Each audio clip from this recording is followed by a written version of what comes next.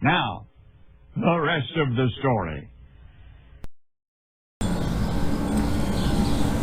Okay, so we went from almost saying it was too hot out yesterday to back to wearing our winter coats and running the furnace. And we're getting ready to cut hay, hopefully someday here. Dad is back working on the 4020. Those of you that haven't seen it, we got a new piece of equipment on the farm that is out here. We got that guy, and the problem with that guy is what you just saw with the hitch, the 4020. It needs a hammer strap style hitch so we can pull it. And we had one, for the 2955 that I guess it came with it when Grandpa bought that tractor new. And we're making it work on the 4020 so we can run the auger with this tractor. I mean, we could go to the dealership and buy one, and if this, goes sideways on us, I mean, we can still do that, but trying to make use of it. So that's probably going to be, we get done with that project. If we get done with that today, I need to go get the cultivator tomorrow. 735 Moco is like 90% ready to go to the field. We got it out of storage, and I already drained the oil out of the cutter bar earlier, but what I just did was, I doubt the camera's picking it up because I do have oil, fresh oil coming out of this drain hole. What I ended up doing was actually heating up some fresh hydraulic oil, and it only did about half a gallon. Heated it up to the point where I couldn't hold the container with the heater here, and I put it through on this side, and I'm flushing it out. Never really done that before, but just being cautious, largely because, like talking to my buddy, he said he changes his cutter bar oil every other year typically, and I'd say they cut more hay than us in a year, I'd say. I think. They say it's kind of hard to judge for us because the problem is we got like waterways and areas that we only do once. We got 15 acres or so of pasture that we'll only do once. And then we got some areas we're only going to do twice, where typically, like last year, we cut them 3 times. Then we have some areas that we're going to cut 3 times. Speaking of looking like it's cut, I'm not going to walk down there, but that is a field of hay. It's that BLM number 4 grass mix that we had left over from last year.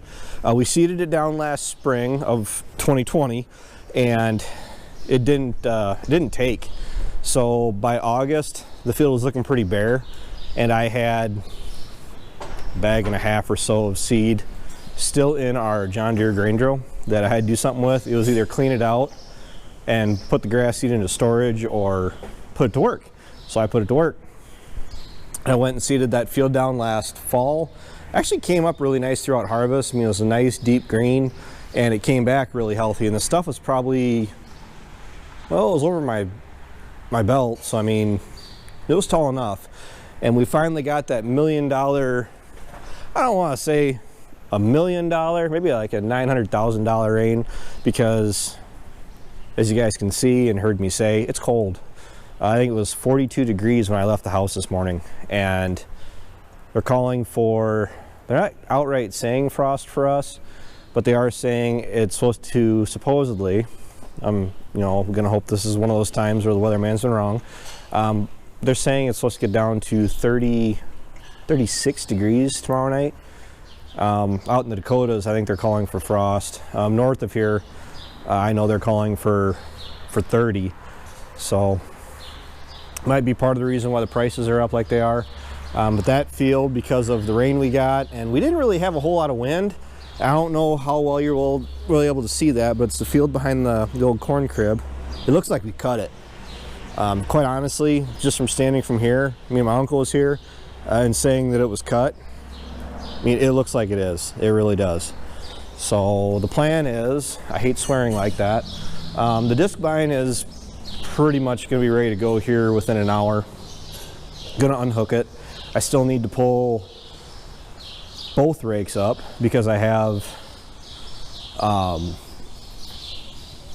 the Rhino rake that needs to be greased, and then my New Holland rake needs to be greased, and I have a few teeth on it. This guy, we had to do a roll pin change on one of the wings under here. It's really simple. You just drop one of those pins out, pull this hydraulic cylinder up, and take these two bolts out right here, back there, flip this up, and this cast has enough of the cast gone or formed like that you can just get the old pin knocked out and a new pin put back in. So that's ready to go.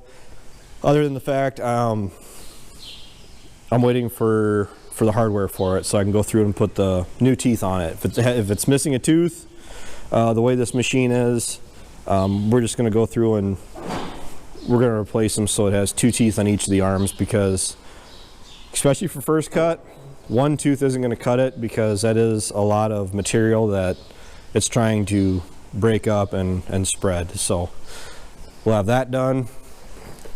Dad's almost done with that. Is done with that. We're going to cut the block in half, or we're going to leave it like that? I think I heard anything. Okay, so we got that done.